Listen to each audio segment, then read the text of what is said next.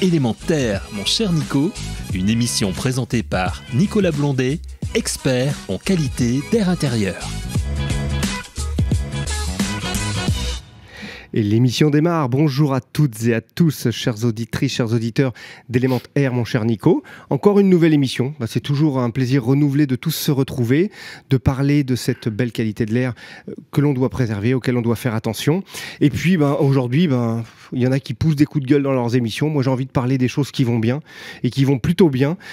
J'entends. On a tous dans l'esprit que les voitures polluent. Et aujourd'hui, j'ouvre la radio dans ma voiture, comme par hasard, et j'entends parler qu'il y a une marque de voiture plutôt connue qui parle de la qualité de l'air intérieur et qu'ils ont travaillé énormément pour que l'air à l'intérieur de la voiture soit sain.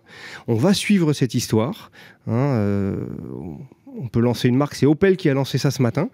On va suivre ça avec attention parce que c'est vrai que si dans l'automobile également, on a tendance à penser qu'elle fait que polluer par l'émission de son moteur, l'habitacle est également un lieu où on se retrouve confiné et on n'a pas forcément de peine à imaginer que dans les embouteillages ou dans d'autres systèmes, on le dit toujours, quand on démarre sa voiture, on ne met pas la clim tout de suite. Il y a toujours un résiduel de polluants qui se décharge tout de suite au démarrage de celle-ci.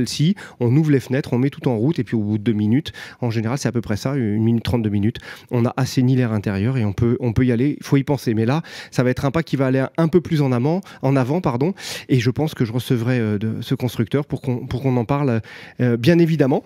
Autre très bonne nouvelle, j'adore ces très bonnes nouvelles, la doyenne de l'humanité est une Française. Bravo, chère madame. Elle a donné 2 explications à sa longévité. La première, c'est une religieuse, elle a dit que Dieu ne la voulait pas auprès d'elle. C'est peut-être une raison. La seconde, elle mange un petit bout de chocolat chaque matin.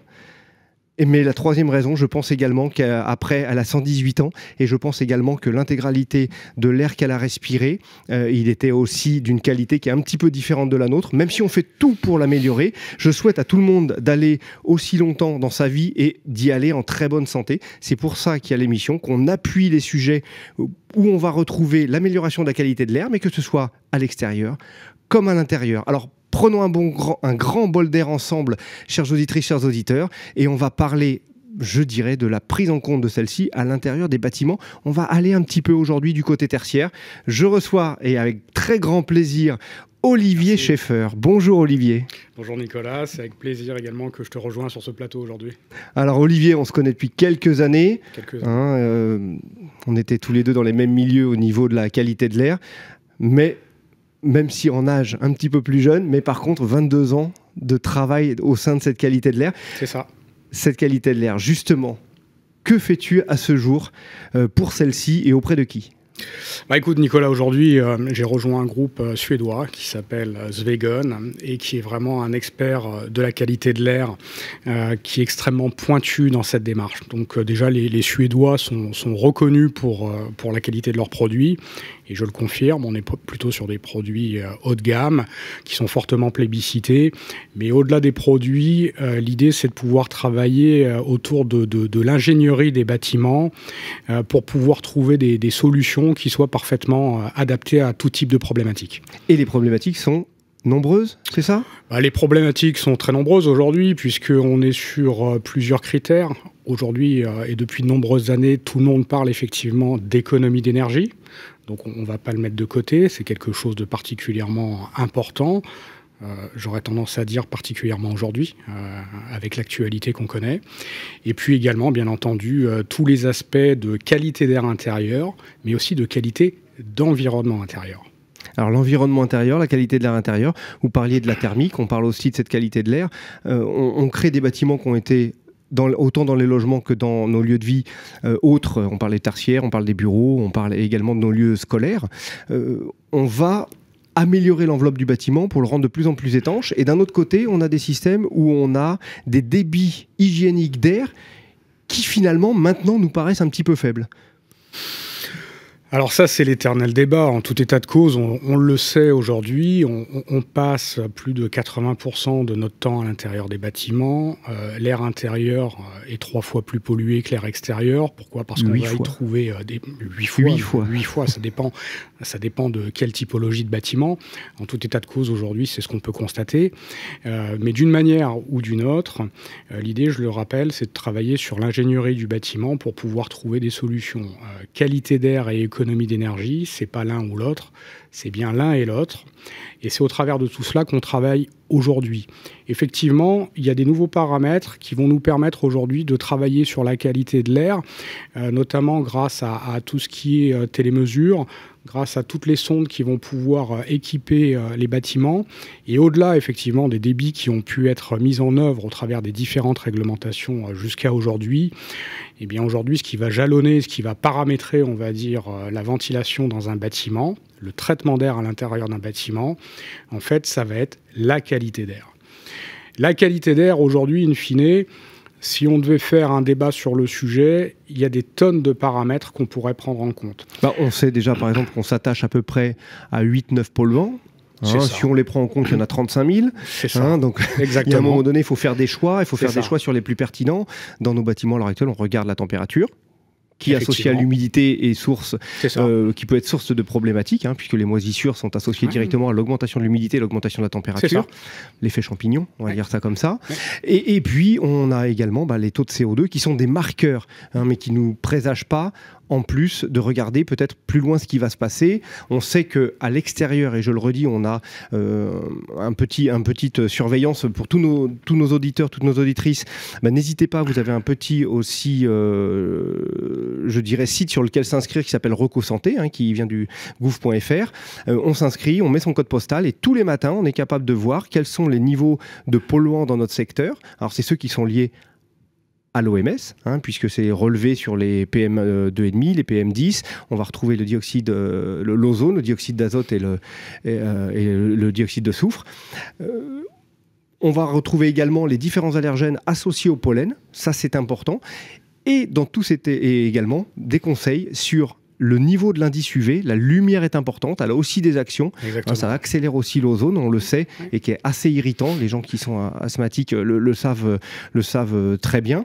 Et on va regarder également le niveau radon du secteur. C'est un petit indicateur qui dit qu'il faut y faire attention. On ne va pas traiter aussi n'importe comment le bâtiment dans lequel ce radon peut ressortir et se complet à rester, puisque c'est un gaz cancérogène, avéré, connu, mais qui est naturel. Mine de rien, la radioactivité, elle est naturelle. Marie Curie nous l'a assez démontré. Pierre et Marie Curie l'ont fait. Et puis, on va pouvoir regarder également la météo, puisque c'est lié également à tout ça. Par contre, dans ces bâtiments, on est ici sur Radio Imo, on parle de l'immobilier. Dans l'immobilier, on pense tout de suite, dans un premier lieu, à l'habitation, mais il n'y a pas que l'habitat, il y a l'immobilier d'entreprise, il y a les bureaux, et on va retrouver aussi dans ces bâtiments, souvent, premier niveau, rez-de-chaussée ou premier étage, on va avoir des commerces, on va avoir de l'éducation, on va avoir des crèches, on va avoir également peut-être d'autres petits magasins, ça peut être une boulangerie, ça peut être... Et par rapport à cela, énormément de paramètres, comme vous le disiez Olivier, comment vous calibrez ces paramètres pour savoir quels sont peut-être les points sur lesquels il faut s'attacher en premier lieu dans la reconnaissance de bien traiter l'air en fonction de ce qu'on va avoir comme bâtiment. C'est complexe, Alors, c'est très complexe, c'est vaste, et je pense qu'il faut qu'on recentre le débat, parce que sinon on pourrait y passer des heures, et je le ferai avec plaisir, mais je pense pas qu'on a des heures aujourd'hui. Exactement. En tout état de cause, dans notre milieu professionnel, on est assez d'accord pour se dire qu'il faut qu'on puisse traiter convenablement 3 typologies de polluants, hormis la luminosité. On en a parlé, mais ça c'est autre chose. Au sein de notre groupe, on a également une structure qui s'appelle Fagerhult, qui traite le luminaire. Et effectivement, c'est quelque chose de particulièrement important. Pourquoi ? Parce que quand on parle de qualité d'environnement intérieur, on n'est pas que, si je peux me permettre, le paramètre de l'air, mais on est aussi sur les paramètres acoustiques et on est également sur les paramètres de luminosité. Une fois qu'on s'est dit ça, si on revient sur l'air, aujourd'hui, il y a 3 typologies de polluants que nous ciblons, que nous combattons au quotidien. ce sont les CO2, les H2O et les COV. Alors c'est peut-être un peu barbare pour le commun des mortels, donc on en parle de plus en plus. Je vais faire une petite digression pour pouvoir repréciser ce que c'est et banaliser peut-être un tout petit peu le discours. Quand on parle de CO2, il faut savoir que c'est ce qu'on refoule naturellement lorsqu'on respire. Et au-delà de se dire qu'il faut qu'on combatte les CO2, pourquoi est-ce qu'il faut les combattre, hein? C'est plutôt intéressant de le savoir. Tout simplement parce qu'à partir du moment où le taux de CO2 à l'intérieur d'une pièce va passer au-delà d'un certain taux, eh bien, on va avoir des problèmes de concentration. Et c'est typiquement ce qu'on rencontre dans les écoles. Les enfants sont confrontés à des salles dans lesquelles ils peuvent être regroupés à 30, 40 personnes. Dans des salles qui, en France, le chiffre est tombé, à la dernière émission, on en a parlé, seulement 15% des écoles en France, des lieux d'éducation, ont de la VMC. Voilà, de la VMC. Et au-delà de la VMC, on en reparlera tout à l'heure, mais il faut savoir que le taux minimum est rapidement dépassé avec cette quantité de personnes à l'intérieur d'une salle. On arrive, au bout de 3 quarts d'heure à une sursaturation et on commence à perdre sa concentration. Donc les enfants sont assez euphoriques, hein, c'est pour ça qu'on a tendance à dire que c'est difficile de tenir une salle de classe, mais c'est aussi un des paramètres majeurs. C'est aussi vrai dans tous les bâtiments de bureaux, puisqu'à partir du moment où on a ce problème de CO2, on va décrocher. On va être beaucoup moins focus, moins concentré. Quel est à peu près le seuil que vous considérez ou que vous prenez en compte? Parce que on prend, par exemple, au Conseil de santé publique, les seuils sont même maintenant évoqués de passer de 1300 ppm, des parties par million, maintenant jusqu'à 800. Oui, alors 700, 800, je pense que c'est vraiment... ce qu'il ne faut pas outrepasser aujourd'hui. En tout état de cause, c'est notre recommandation. Et donc voilà, donc ça c'est un des premiers paramètres. Mais il faut aussi l'intégrer dans l'habitat. Alors moi je ne suis pas aujourd'hui expert de l'habitat, mais je l'ai traité pendant des années. Typiquement, quand vous êtes aujourd'hui dans votre chambre à coucher et que vous avez des problèmes d'endormissement, soyez quasiment certain que c'est lié au fait que le taux de CO2 est trop important à l'intérieur de la chambre à coucher. Donc le CO2 est un paramètre important, on l'a vu, problème de concentration, donc on peut aussi perdre, on va dire, de la productivité au sein d'une entreprise, hein, parce qu'on a un taux de CO2 trop important à l'intérieur de bureaux, de salles de réunion. Donc c'est important de le traiter. De plus en plus, justement, Olivier, on est en train de voir des différents organismes qui se disent, mais pour mieux faire prendre conscience, il va falloir qu'on chiffre ces manques de productivité. Alors, manque de productivité, quand on parle de productivité, elle n'est pas que entrepreneuriale et au niveau de l'entreprise pure et dure, mais elle est aussi de la faculté, vous le disiez, dans les lieux d'éducation, de mieux apprendre. Oui, c'est ça, c'est exactement ça. Et aujourd'hui, on a une perte en ligne liée, on va dire, à ce polluant qui, jusqu'au jour d'aujourd'hui, n'a pas été traité convenablement.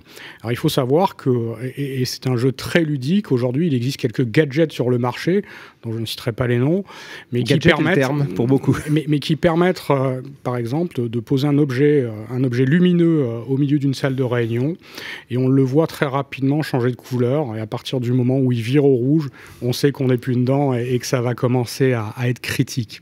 En tout cas, c'est très éducatif, et ça permet de voir en fait ce qu'on ne voit pas jusqu'à présent. Mais c'est quelque chose qui est majeur. Ça, c'est le premier point. Le deuxième point, tu l'as évoqué, c'est le H2O. Le H2O, hormis le fait qu'il puisse être désagréable, puisqu'une pièce trop humide n'est pas une pièce agréable à vivre. Au-delà de 60% d'humidité, on doit rester entre 30 et 60. En tout état de cause, le taux, lorsqu'il est trop important également, ça tend à dégrader le bâti, et ça, personne n'en a envie non plus. Donc ça aussi, c'est un polluant qu'on va chasser. Et puis, in fine, bien entendu, à partir du moment où le taux est trop important, le taux d'hygrométrie est trop important, on va avoir des problèmes de développement de bactéries et toutes ces cochonneries, si je peux me permettre de dire ça comme ça. Et ça aussi, il faut qu'on puisse le combattre. Ces bactéries qui tapissent l'image, vous parliez de l'invisible qu'on va rendre visible, et ces bactéries qui viennent tapisser notre logement, ça peut se voir, les champignons qu'on va avoir sur les murs et toutes ces traces de moisissure. C'est extrême, c'est extrême, et on en voit arriver des développements fongiques assez rapides. Il faut savoir que ça tapisse aussi nos poumons. Oui, c'est ça. Il faut y penser. Si on le voit dehors, ça veut dire que dedans, il y a aussi un impact. D'une manière ou d'une autre, on va parler traitement de l'air, on va parler ventilation. Nous, on a pour objectif de mettre des filtres un peu partout. Le filtre de l'humain, c'est son poumon. C'est ça. 200 mètres carrés étalés, mais il faut en prendre soin. C'est exactement ça. Et puis, j'aime bien faire le parallèle, c'est que entre l'air et l'eau, qui aujourd'hui ouvrirait une bouteille d'eau sale pour la boire? Ben, pour l'air, c'est exactement la même chose. Le problème, c'est ce que je disais, c'est qu'il faut rendre l'invisible visible. Et il faut qu'on puisse apporter une certaine pédagogie pour que les gens comprennent et prennent conscience de ce phénomène qui est particulièrement important. Troisième polluant que nous ciblons, ce sont les COV. Et ça, c'est pareil, il y en a partout. Ce sont les composés organiques volatiles qui, eux, sont beaucoup plus permissifs puisque sur le long terme, ils sont cancérigènes. Donc les COV, il y en a partout à l'intérieur des bâtiments. Pourquoi? Parce qu'on a des colles, on a des solvants pour coller les moquettes, pour coller les revêtements. Dans les meubles, on a des solvants. Et puis, in fine, chez nous, je le répète, je ne suis pas là pour parler de domestique, mais on a tous, en dessous de nos lavabos, des tonnes de produits pour pouvoir rendre notre maison extrêmement agréable à vivre, mais qui, eux, sont des polluants très importants. Et quelquefois, on a eu ici l'occasion de recevoir justement le commandant de la brigade des marins-pompiers de Marseille qui est spécialisé sur les risques chimiques dans le logement, qui nous expliquait la première des problématiques, c'est qu'on ne ferme pas forcément toutes les bouteilles, on les identifie pas spécialement, et puis à un moment donné, il faut aussi qu'elles soient rangées à un endroit qui ne vienne pas gêner et vicier l'air que l'on a. Donc pour ça, une des bonnes solutions, c'est d'y faire attention, mais la deuxième aussi, où on parlait de traitement de l'air et d'une bonne ventilation, parce que la ventilation, c'est le point le plus important du logement. On commence par la ventilation, on filtre, vous le disiez aussi, puis après on verra à épurer en fonction vraiment de taux spécifiques ou de pollution spécifique. C'est ça. En faisant très attention à cela. Alors, on va faire un petit tour. Ici, nous sommes dans un studio. On peut en faire le parallèle avec des bureaux. Comment on regarde quand on arrive, imaginons, Olivier, vous arrivez dans des bureaux, quel est le premier regard, quelle est la première peut-être interpellation pour se dire, ici, est-ce qu'il y a quelque chose à faire? Bon. Sur un bureau à proprement parler, on pourrait effectivement le faire. L'approche est un peu plus ouverte. Pourquoi? Parce que tous les bâtiments ne se traitent pas de la même manière. In fine, ce qui est important, c'est déjà, dans un premier temps, et je l'ai toujours fait dans toute ma carrière, quel que soit le métier, c'est de pouvoir faire vraiment un diagnostic du bâtiment, un diagnostic de ce que le client souhaite réaliser, un diagnostic de ses objectifs, pour pouvoir proposer la bonne solution. Aujourd'hui, par rapport aux 3 typologies de polluants qu'on a évoquées, nous sommes en mesure, chez Svegon, d'apporter une solution, quelle que soit la typologie de bâtiment tertiaire. Aujourd'hui, c'est vrai que le focus est essentiellement mis sur tout ce qui est bâtiment de bureau, mais on fait également énormément de scolaires, on l'a dit, c'est important, de crèches pour les enfants. Également, oui. Nos enfants, c'est notre avenir. C'est exactement ça. Donc c'est juste évident pour les parents que nous sommes que nos enfants doivent pouvoir évoluer dans un milieu sain. Donc tout cela m'amène à dire qu'à partir du moment où on a déterminé quels sont les besoins, quels sont les choix que le client souhaite mettre en exergue, eh bien on va pouvoir commencer à travailler autour de l'architecture et de l'ingénierie des systèmes. Chez Svegon, aujourd'hui, nous sommes en mesure de proposer des systèmes complets pour le confort thermique, pour la qualité de l'air, pour la régulation à l'intérieur des bâtiments. Ça a son sens et c'est particulièrement important. Donc, je vais simplement faire une photographie des grandes typologies de produits que nous proposons pour pouvoir comprendre derrière ce qu'on peut réaliser avec tout cela. Donc, bien entendu, aujourd'hui, Svegon fabrique, développe et produit en Suède des centrales de traitement d'air extrêmement... Ce qu'on appelle des CTA dans le jargon. Des CTA. On entend beaucoup parler de ce terme-là, du même que le terme CVC, qui veut dire, Olivier ? Chauffage, ventilation, climatisation. Et climatisation. Voilà. On entend parler des systèmes CVC, des systèmes CTA. Là, on est sur une CTA pour le traitement. Donc, en ce qui concerne les centrales de traitement d'air, des produits extrêmement qualitatifs avec des régulations embarquées qui sont en mesure d'apporter déjà dans un premier temps beaucoup de solutions à beaucoup de problématiques. En parallèle de cela, on travaille également sur ce qu'on appelle des room units. Donc, ce sont des terminaux de diffusion qui peuvent être très banalement des diffuseurs, mais comme j'ai tendance à le dire, on peut avoir la plus belle centrale de traitement d'air. Si la diffusion d'air n'est pas convenablement traitée, ça peut être rapidement une catastrophe. Une catastrophe en termes de confort thermique, une catastrophe en termes de confort acoustique. Donc c'est quelque chose qui doit se traiter extrêmement sérieusement. Et puis, au sein des room units, on a également un produit qui est extrêmement développé dans les pays scandinaves, mais aussi en France. Ce sont les poutres climatiques. Donc ce sont des terminaux de diffusion qui permettent d'intégrer l'adjonction d'eau chaude ou d'eau froide, avec lesquelles on va pouvoir traiter la température à l'intérieur d'un local avec une très grande précision, un taux d'induction extrêmement important et un niveau sonore, j'aurais tendance à dire parfait. Donc c'est une solution cette fois-ci de climatisation et de chauffage qui permet d'apporter vraiment un confort optimal. Le confort est important parce qu'il y a quelques fois on se rend dans un bâtiment, on s'y sent bien, on ne sait pas dire pourquoi. Et c'est exactement et il y en a certains, on dit je me sens mal, mais on ne sait pas forcément dire pourquoi non plus. Et je te remercie, je ferai une parenthèse un peu plus tard sur le sujet, parce que c'est vrai que c'est quelque chose qui est majeur. Aujourd'hui, le siège France ainsi que les différentes agences Svegon sont équipées de l'ensemble de nos systèmes, et c'est exactement ce que tu viens de dire. Les gens, quand ils viennent chez nous, se disent tiens, il y a un certain bien-être, une certaine sérénité dans vos bâtiments. Sans qu'on ait rien à dire. Donc c'est assez redoutable. C'est assez redoutable. Troisième pilier de la construction de nos systèmes, ce sont les chillers et les pompes à chaleur avec des puissances importantes. Un chiller, c'est une unité, une pompe à chaleur, mais qui va faire en fait du froid. Voilà, pour nos auditeurs et auditrices. Que du froid. N'oublions pas. La pompe à chaleur, par définition, elle peut faire du chaud et du froid. Et on peut avoir des systèmes qui vont être capables de faire du chaud et du froid en même temps. Une fois qu'on s'est dit ça, donc ces pompes à chaleur peuvent être associées donc bien sûr à nos room units, à nos centrales de traitement d'air, et le tout va être chapeauté par un système de régulation qu'on appelle le WISE. Et c'est là que ça devient intéressant. Pourquoi ? Parce que le WISE va nous permettre de prendre la mesure de ce qui se passe à l'intérieur de chacune des pièces de notre bâtiment. Ce système va être raccordé à des sondes qui vont nous permettre de mesurer l'ensemble des polluants qu'on a évoqués tout à l'heure, mais aussi également la température. On peut piloter par exemple également des volets roulants à l'intérieur des bâtiments, mais également l'éclairage. C'est-à-dire qu'on va commencer à avoir un pilotage général, puis on sait que les volets roulants vont aider à avoir un confort de rafraîchissement. C'est exactement par rapport à une luminosité trop forte l'été. On a l'exemple, on entend parler en ce moment qu'en Inde, ils arrivent à 55 degrés. Ah mais c'est exactement ça, c'est un système intelligent qui va pouvoir permettre de piloter l'ensemble des systèmes du bâtiment, qui est raccordable et ouvert à d'autres systèmes comme des GTC ou des GTB sans aucun problème. GTC, mais au-delà GTB qui sont des systèmes de communication qui permettent de piloter à distance et qui, pour le gestionnaire du bâtiment, est très pratique puisqu'à un moment donné, à distance, il sait ce qui s'y passe. C'est nécessaire. Aujourd'hui, notre système est également autonome. On peut piloter à distance de n'importe quel endroit à partir du moment où on a Internet. On peut piloter notre bâtiment à distance.